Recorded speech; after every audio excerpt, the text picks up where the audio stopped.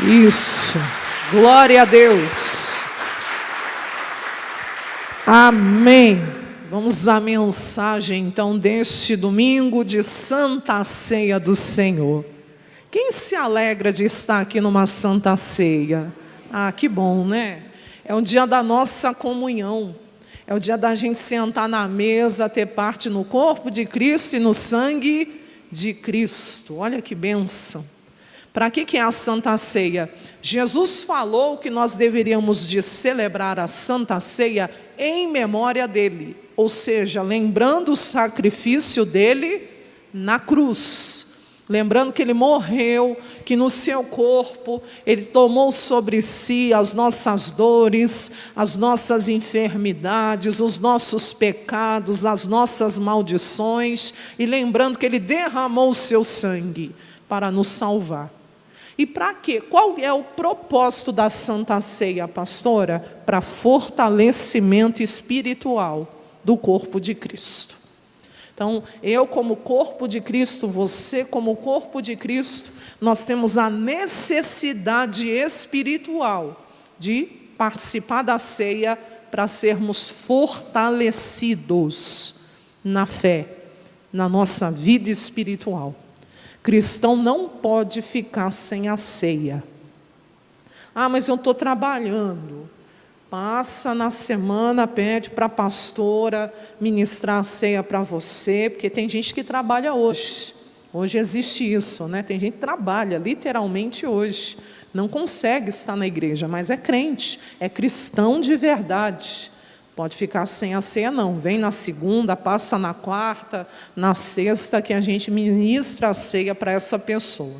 Caso a pessoa não consiga vir, solicita que a gente vai até a pessoa também, a gente tem equipe para isso, para poder ir na casa da pessoa ministrar a ceia, mas não pode ficar sem a ceia, porque tem gente que está acamada, né?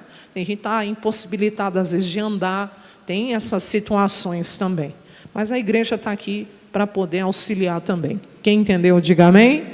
Amém, igreja? Então, Santa Ceia do Senhor, digo obrigado, Jesus, por me trazer aqui. Amém? Porque você só está... Não, pastora, foi eu que peguei meu carro e vim. Mas foi o Senhor que te guiou até aqui, não tenha dúvida. Tá bom?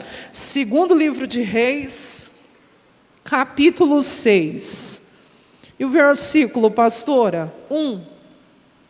Vai aparecer aí. Versículo 1. E disseram os filhos dos profetas a Eliseu: eis que o lugar em que habitamos diante da tua face nos é o quê? Estreito. O que é estreito? Apertado. Está pequeno esse lugar aqui. Deixa eu te contar, o Eliseu, você deve saber, quem não sabe, fique sabendo agora. O Eliseu, ele é o sucessor de Elias. E está aqui, quer ver? No capítulo 2. No versículo, eu vou ter que ler aqui porque eu vou falar isso também, o 7. Foram 50 homens, guarda isso. Quantos? 50, guarda isso. 50 homens dos filhos dos profetas, porque Elias tinha uma escola dos profetas, que eram profetas ali que seguiam, né, o homem de Deus. E eles aprendiam aqui não só a palavra, né, do nosso Deus, mas tem que estudar, tem várias referências em Samuel, em várias partes da Bíblia, até música, né, até essa parte musical eles aprendiam também, para louvar bem ao Senhor. Está lá em Samuel. Mas é que tinha em Gilgal, tinha em várias partes, em vários lugares, essa escola dos profetas. Mas com Elias aqui, 50 homens. E de longe eles pararam de frente. Aqui é quando o homem de Deus já está para ser levado embora na carruagem de fogo. E ambos pararam junto ao Jordão. Aí eu não sei se você lembra, eles ficaram do outro lado do Jordão. Porque Elias tinha tocado com a capa, o Jordão, né? Lembra disso ou não? E ele e Eliseu tinham atravessado. Então Elias tomou sua capa, dobrou, feriu as águas, as quais se dividiram para as duas bandas, e passaram ambos em seco. Só Elias e Eliseu. Os profetas, os filhos dos profetas ficaram do outro lado do Jordão. E sucedeu, pois, que havendo eles passado, Elias disse para Eliseu: pede-me, o que queres que eu te faça, antes que eu seja tomado de ti? E disse Eliseu: eu peço-te que haja porção dobrada do teu espírito sobre mim. Foi ousado, né? Você sabe que Eliseu, quando foi chamado para seguir Elias, ele era o quê? Ele cuidava do quê? De junta de bois, lembra ou não? Tanto que ele matou os bois, deu a carne para as pessoas que estavam ali próximas dele, e queimou as carroças, lembra disso ou não? E seguiu Elias. Por que queimou as carroças? Para não ter para onde voltar. Porque a pessoa que ela renuncia a tudo, ela não tem que ter para onde voltar, ela tem que seguir firme até aonde Deus mandar. Diga amém? Aí tem gente que sempre quer voltar, né? Sempre quer, não, eu preciso de alguma estabilidade aqui, porque se não der certo aqui, oh meu Deus, quando Deus chama, Ele supre as necessidades. Diga amém? Mas deixa isso aí para um outro dia. Pois bem, o que acontece aqui? Ele foi ousado, né? Ele disse assim: eu quero porção dobrada. Quer dizer, o Espírito Santo que já habita em ti, Espírito de Deus que habita em ti, que é o mesmo, essa unção que está sobre ti, profeta, eu quero ela, mas eu quero ela dobrada. Eu quero ela dobrada na minha vida. Diga a glória a Deus. Que eu vou falar, que o Espírito Santo revele ao seu coração. Mas fala para essa pessoa que está do seu lado, pede mais. Ah, pastora, não entendi nada. Entendeu? Ele teve ousadia para pedir mais. Ele podia ter pedido: eu quero a mesma unção que está sobre ti, profeta. Não, eu não quero a mesma unção, eu quero dobrada. Ele foi ousado para pedir mais. Quem está entendendo, diga amém. Vamos lá. O que aconteceu? No verso aí diz: o profeta Elias disse: coisa dura pediste, se me vires quando for tomado de ti, assim então se te fará. Porém, se não, não se fará. Diga glória a Deus. O negócio é o seguinte: se você me vê indo, você vai receber o que pediu. Mas se não, não vai receber não. Tanto que ele entendeu, tanto que ele vai com o profeta até o fim. Diga amém? E sucedeu que, indo eles andando e falando, eis que um carro de fogo com cavalos de fogo separou um do outro. E Elias, o que, igreja? Subiu, num redemoinho, que vendo Eliseu, clamou: meu pai, carros de Israel e seus cavaleiros. E nunca mais o viu. E tomando das suas vestes, as rasgou o quê? Em duas partes. E também levantou a capa de Elias que lhe caíra. Voltou-se e parou o quê, igreja? À borda do Jordão. E tomou a capa de Elias que se lhe caíra, feriu as águas e disse: onde está o Senhor, o Deus de Elias? Então feriu as águas e elas dividiram-se, uma para uma parte, outra para outra, banda, e Eliseu o quê? Passou. E vendo, pois, aqueles 50, lembra? Os filhos dos profetas que estavam defronte em Jericó, disseram: o espírito de Elias repousa sobre Eliseu. E vieram-lhe ao encontro e se prostraram diante dele, o quê? Em terra. Reconhecer a unção de Deus sobre ele. O que eu quero que você entenda aqui, eram 50, lembra? Ele pediu unção dobrada. Vamos no capítulo 4, rapidinho aí. 4? 4. Estavam lá em Gilgal, no 38 fala isso. Gilgal, onde tinha a escola, dos profetas. 42. E um homem veio de Baal Salisa e trouxe ao homem de Deus pães das primícias, 20 pães de cevadas, espigas verdes na sua palha, e disse: dá ao povo para que coma. Veio, deu para o profeta Eliseu 20 pãezinhos de cevada.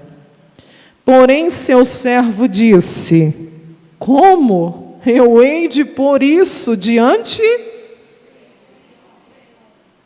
Com Elias? Com Elias? Uai, não lembra não? Acabamos de ler. Com Elias? Com Eliseu um pouco depois? 100. Meu Deus, já tinha dobrado o número dos filhos dos profetas na escola dos profetas.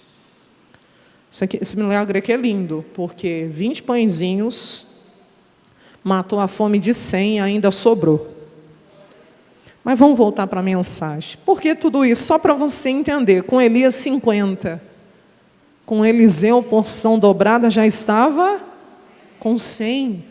Por isso que eles chegaram ao profeta e disseram: eis que o lugar que habitamos diante da tua face, o quê? É estreito, é apertado, está pequeno, não está cabendo a gente aqui. A gente precisa ampliar este lugar. A gente precisa de mais espaço, ou seja, crescer. Você pensa em crescer esse ano? Não? Ou você quer ficar do jeito que está? A gente gosta de uma zona de conforto, sim ou não?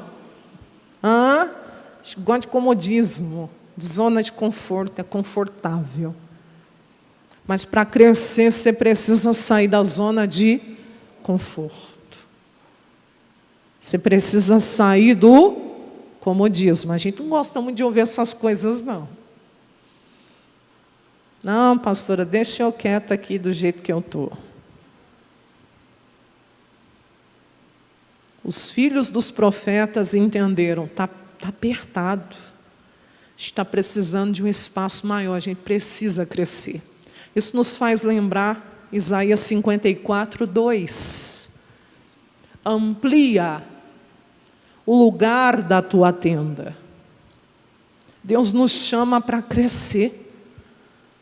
Deus nos chama para ampliar os nossos territórios. Você sabia que é Deus que dá o crescimento? Paulo disse isso, Apolo, um planta, aí o outro rega. Mas quem vai dar o crescimento é Deus. Você sabia que Deus dá o crescimento?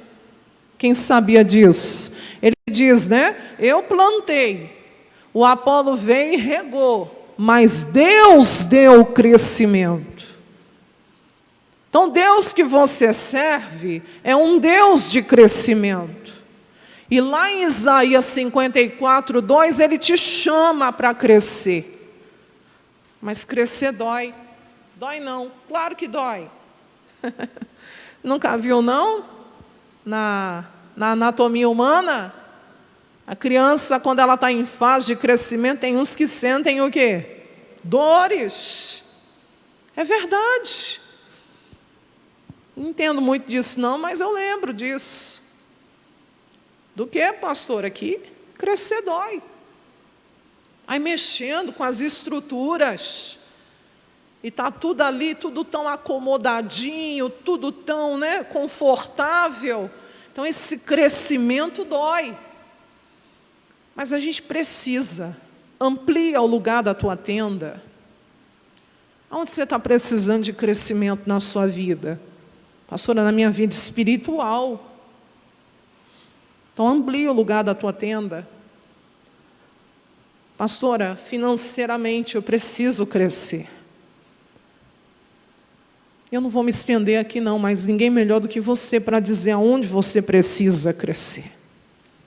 E aí diz, as cortinas das tuas habitações se estendam, não o impeças. Alonga as tuas cordas e firma bem o que, igreja? As tuas estacas. Mas você há de concordar que para crescer, você precisa ter inspiração divina. A Bíblia diz que ninguém pode ter nada. João escreveu isso, se do céu não for dado.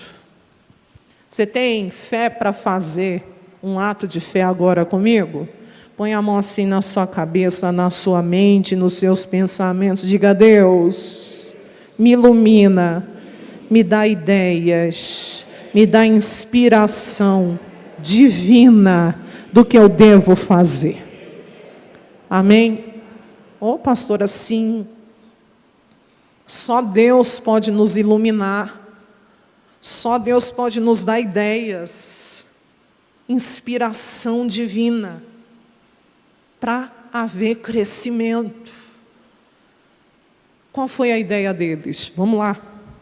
Vamos, pois, até ao Jordão, e lá tomemos cada um de nós o quê?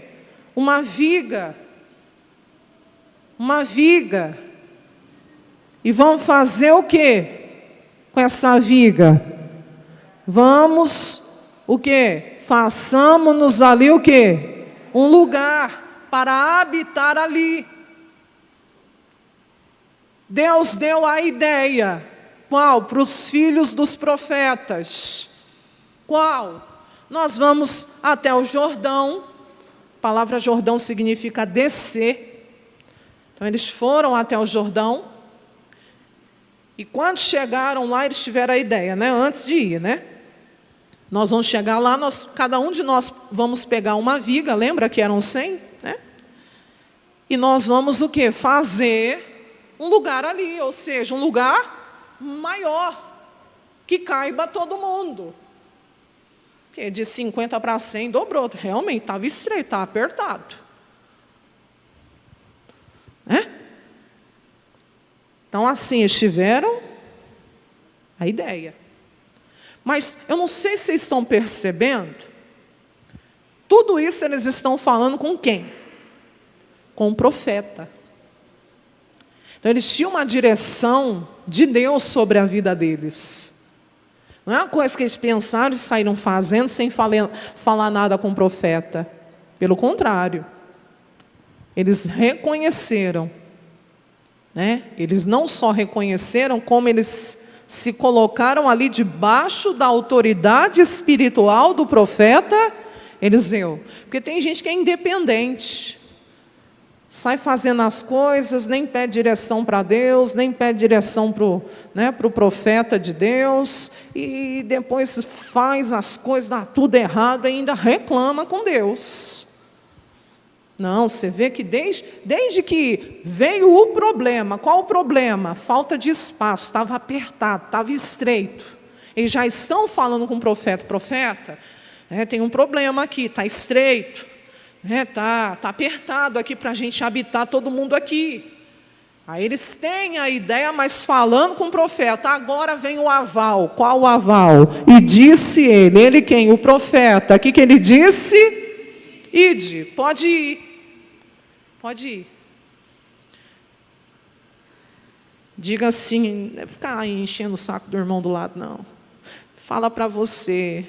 Diga, meu Deus, me ajuda a fazer tudo com o seu aval. Amém? Tem gente que é meio sem juízo, faz as coisas sem Deus falar. Deus aqui falou ou não falou? Deus deu o aval ou não deu? Deus usou a boca de quem? Do profeta. Qual foi o aval? Pode ir. Desculpa falar assim, tem gente que é meio doida, faz as coisas sem Deus falar. Mesmo que a ideia seja boa, espera Deus confirmar. Espera Deus dar o aval para você fazer. Sai fazendo as coisas não. Ide, pode ir. Só que aí eles fizeram o quê? Eles E um deles, sempre tem um abençoado no meio, né? Profeta, serve-te de ires com os teus servos. Que forma humilde, né, de pedir. Será que o Senhor poderia ir conosco? Em outras palavras, nós não queremos ir sozinhos. Como eu disse, tem gente que vai sozinho fazer as coisas. Vai sozinho não. Vai com a presença de Deus. Lembra de Moisés? Não nos faça subir daqui, se a tua presença não for conosco. Deus já tinha falado que ia mandar um anjo. Não quero anjo não, Deus, eu quero a tua presença. Deus não me faz ir naquele tribunal se o Senhor não for comigo. Não deixa nem chegar lá, eu só quero ir se o Senhor for comigo. Deus, estou indo trabalhar, vamos comigo, Senhor, eu preciso do Senhor, diga amém, para mais um dia abrir essa loja e trabalhar. Abrir esse salão, essa oficina, esse escritório. Quem está entendendo, diga amém. E essa escola, né? Você que trabalha na área da educação, seja onde você trabalha. Senhor, eu preciso. Eu não posso ir sozinha. Eu não posso ir sozinho. E Deus nos deu a promessa. Jesus disse lá em Mateus 28, no verso 20, parte B: estou convosco todos os dias até a consumação dos séculos. E aí diz, e foi com eles. Está vendo? Quem pede, podiam ter ido sozinhos, iam passar um carão daqueles. Mas porque levar o profeta, levar a solução. Quem tem Deus, irmão, tem solução. O problema vai surgir. As dificuldades vão aparecer, mas se Deus está contigo, descansa. Você tem quem precisa para te dar todo o auxílio necessário. Não é à toa que o nome Eliseu significa Deus é a salvação, Deus é o meu auxílio. Esse profeta foi realmente auxílio espiritual na vida de muita gente. Diga amém. E aí diz, e chegando eles ao Jordão, lê comigo essa parte. Uai, vocês não estão com a Bíblia aberta aí não? Está ali, ó, azul. O que eles fizeram? Bora arregaçar as mangas e trabalhar. Uai, você quer crescer e não quer trabalhar? Tem gente que é assim, quer crescer, mas não quer pagar o preço, não quer trabalhar. A Bíblia diz, quando eles chegaram lá, eles foram cortar madeira. Agora você pode incomodar o irmão mesmo, porque tem que dar um chacoalhão nele aí, tem que alguns ficam meio cochilando, tem que acordar. Fala para ele, corta a madeira, irmão. Amém? Trabalha. Se esforça. Algumas referências que a pastora colocou aqui. Quais, pastora? Está lá em Eclesiastes 10, 18. Esses dias atrás eu citei numa pregação, acho que foi na semana. Pela muita preguiça se enfraquece o teto. E pela frouxidão das mãos, as mãos que se recusam a trabalhar, vai gotejar sua casa. Em outras palavras, gente que não está afim de trabalhar, o telhado vai cair na cabeça dele. Está amarrado, pastora. Não sou eu que estou falando, não, é a Bíblia. A Bíblia está dizendo que pela muita preguiça o teto vai enfraquecer. E um teto fraco faz o quê? Cai. Cai em cima da cabeça da pessoa. Ai, misericórdia. Mas não fortaleceu, não fez os reparos, não limpou as calhas, não trocou as telhas. Quem está entendendo, diga amém. E a Bíblia diz, e pela frouxidão das mãos goteja a casa. E goteira, misericórdia, hein? Perturba, tira a paz, irrita. Então, prepare essas mãos para trabalhar. Ageu capítulo 1, verso 8. Subam ao monte, tragam madeira, edifiquem a casa, e dela me agradarei, e eu serei glorificado, diz o Senhor. Oh, aleluia! Trabalhem. Queria chamar a sua atenção. Eles estavam trabalhando aqui para o secular ou para Deus? A madeira que eles estavam cortando era para construir o quê? Uma escola dos profetas maior. Então eles estavam trabalhando para Deus. Olhe para as suas mãos aí, com todo o temor a Deus. Suas mãos têm trabalhado para o reino? Sim ou não? Sim ou não? Suas mãos têm trabalhado para Deus? Claro que Deus sabe que você precisa, né? Trabalhar, sustentar a sua família. Mas essas mãos trabalham para o reino? Ou só trabalham para você? Ou só trabalham para si mesmo? Você é um dizimista dessa obra? Então suas mãos trabalham para o reino também. Você é um patrocinador? Você ajuda o missionário nas missões de Deus? Sabe, tem muitos ministérios também que fazem missões, mas louvado seja Deus pela nossa igreja, pela vida do nosso missionário. 191 nações, o missionário pregando o evangelho. Todo patrocinador, o nome já diz, patrocina, ajuda a palavra a chegar aonde tem que chegar. Você faz parte disso.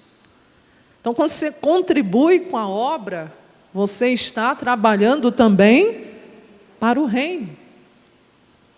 Quem me entende aqui, diga amém. Você que faz a obra em qualquer, meu Deus, seja uma vassoura que você pegue para varrer o templo. Meu Deus, essas mãos trabalham para o reino. Mateus 6,33 diz: buscai primeiro o reino de Deus e a sua justiça também. Tem gente que está buscando primeiro só o que é seu. Só o que é seu. E as coisas de Deus ficam para depois, deixa para um outro dia. E esse dia nunca chega, né? E aí Deus diz: e todas essas coisas vos serão o quê? Acrescentadas.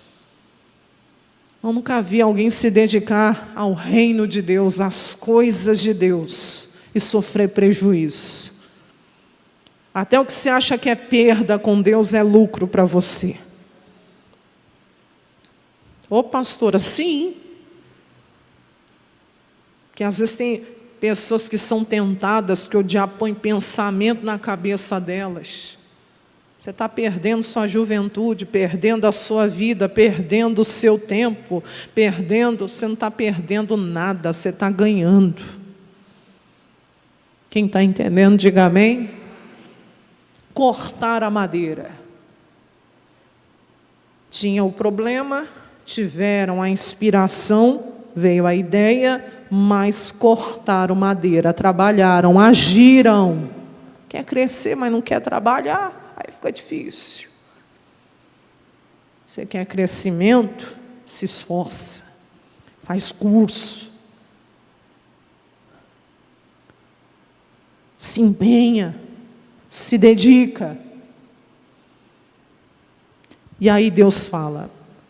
E sucedeu que enquanto eles estavam lá cortando madeira, vai vendo. Por isso que levaram o profeta, que benção, hein? Derribando um deles uma viga, o ferro caiu na água. E a Bíblia diz que clamou ele dizendo: ai, meu Senhor, porque era emprestado.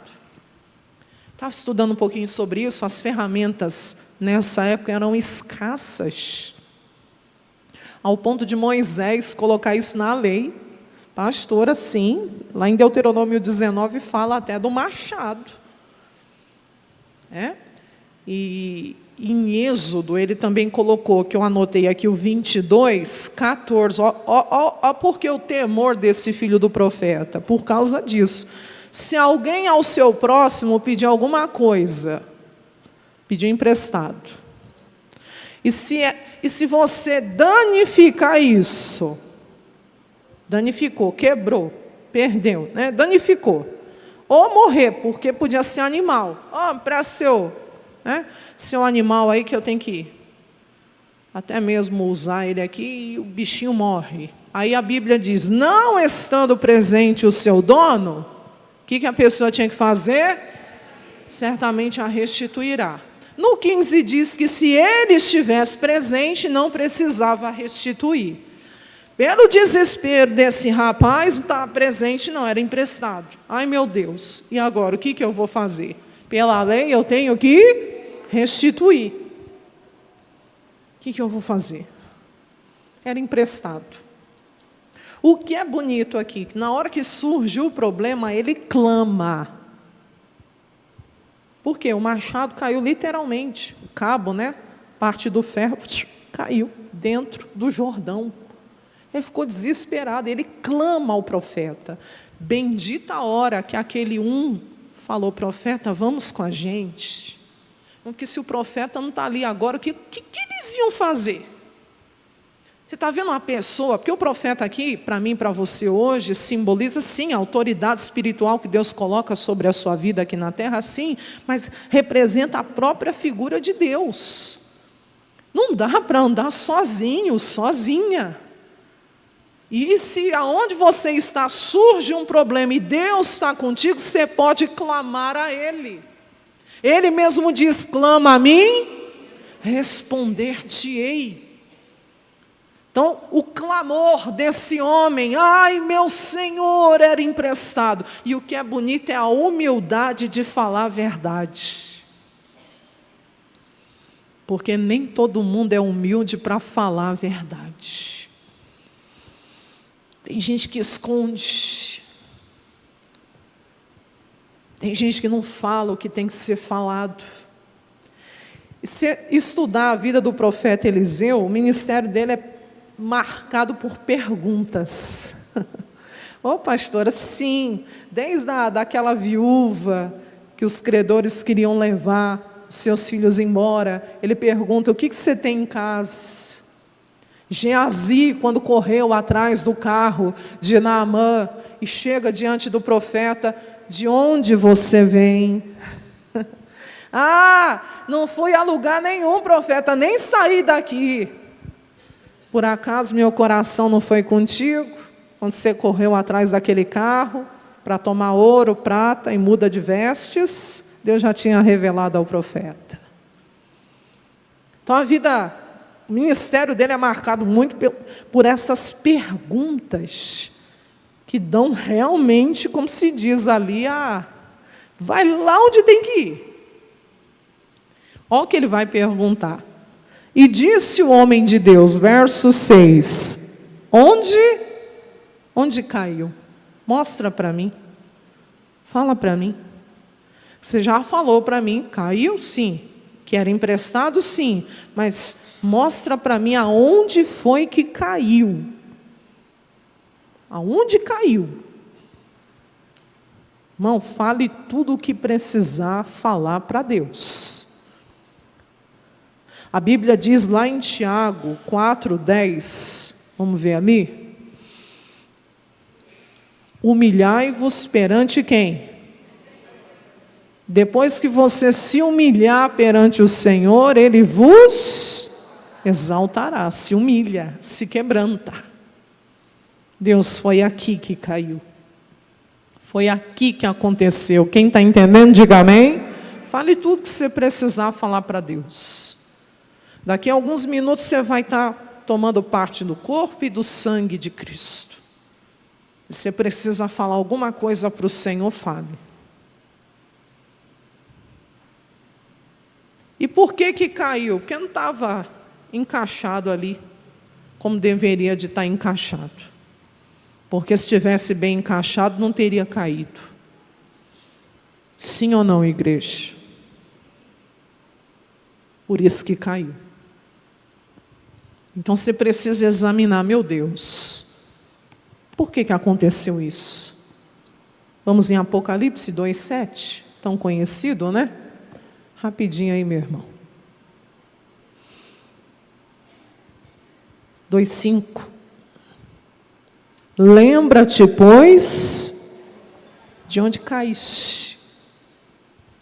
O que deixou cair teve que lembrar. Foi aqui, profeta, que caiu. Foi aqui, ó. Foi bem aqui, ó, que caiu. A pessoa que fez sabe, né? E aí a Bíblia diz: e arrepende-te. E volte a praticar novamente as primeiras obras. Porque senão brevemente a te virei e tirarei do seu lugar o teu castiçal, se não te arrependeres. Aonde caiu? Aonde foi a falha? Aonde foi a brecha? Porque para ter acontecido, o negócio não estava bem encaixado, por isso caiu. E olha que ele estava trabalhando para o reino, trabalhando para construir a nova escola dos profetas. Mas aconteceu. E às vezes você está trabalhando ali em algo que é para a glória de Deus, mas acontece o que não era para acontecer. E Deus está falando. Aonde caiu? Aonde foi a queda? Lembra onde caiu? Lembra onde a porta foi aberta? E pastora, no meu caso, pastora, isso aconteceu desde o dia que aquela pessoa me fez isso, entrou um ressentimento, uma mágoa. Pastora, isso começou a acontecer. Você tem que saber e falar com Deus, mostrar tudo a Ele, falar toda a verdade. Provérbios 6:16. Pela misericórdia, 16:6, perdão, esse eu não tinha preparado, é 16:6, é o inverso. Pela misericórdia e pela verdade, pela sinceridade, se purifica a iniquidade. Então, se eu quero ser purificada, eu tenho que me humilhar, falar toda a verdade. Era emprestado, caiu aqui, fale tudo o que precisar. E se precisar procurar alguém para falar a verdade a ela, fale também. Aí a Bíblia diz: e pelo temor do Senhor, os homens se desviam do mal. Glória a Deus. Quando você é temente, você não vai cair no mal. Diga amém? Então, voltando aí no 6. E disse o homem de Deus: onde caiu? E mostrando-lhe ele o lugar. Aí a Bíblia diz que ele cortou um pau. Quem? O Eliseu. Lançou ali e fez nadar o ferro. Graças a Deus que o profeta estava lá. Eu fico pensando, meu Deus, se tivessem ido sozinhos, tinham passado um carão daqueles. Iam voltar tudo. E o profeta ia perguntar: e aí, deu certo? Então, profeta. Mas graças a Deus que o profeta foi. Porque na hora que o problema surgiu, o milagre aconteceu. Diga amém. O homem de Deus estava lá e fez o machado flutuar. Como, pastora? Milagre não se explica, se crê. Ele cortou um pau, jogou onde ele indicou que tinha caído e o machado flutuou. Agora vem a bênção. Diga: as minhas mãos vão tocar o milagre. Amém? Aí, ó, e disse: levanta-o. Quem? O profeta falou: vai lá, levanta-o. Aí a Bíblia diz que então ele estendeu a sua mão e o tomou. Ah, que alívio. restituição. Quem está entendendo, diga amém. Eu não sei se você sabe o contexto, era um contexto de muita dificuldade nessa época. Você não viu lá 20 pães, o profeta tendo que fazer milagre para alimentar 100 homens famintos, e ainda sobrou. Um pouquinho antes aí você vai ver, nessa mesma passagem aí que eu falei dos 100 homens lá, no capítulo 4, a morte na panela. Eles já estavam tudo com fome. Aí está preparando lá um panelaço lá de comida. Aí de repente vem um e põe uma parra brava lá dentro, que era envenenada. Meu Deus, eles já estavam com fome, ainda envenenam a comida. Aí o homem de Deus pega a farinha, joga e a morte é tirada e todo mundo se alimenta. Então, assim, o contexto era de muita fome, de muita dificuldade.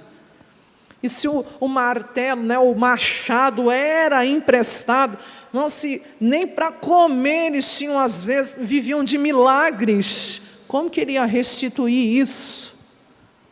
Então, aquilo ali foi um grande milagre. E as mãos daquele homem tocou o milagre. As suas mãos vão tocar milagre. Tem mão que há muito tempo não toca um milagre. Quem crê nisso, diga amém. Diga, essas mãos vão tocar milagre. Amém? Precisam tocar. E Deus vai fazer. Eu não tenho dúvida. Quem crê nisso aqui, diga amém. Então diga obrigado, Jesus.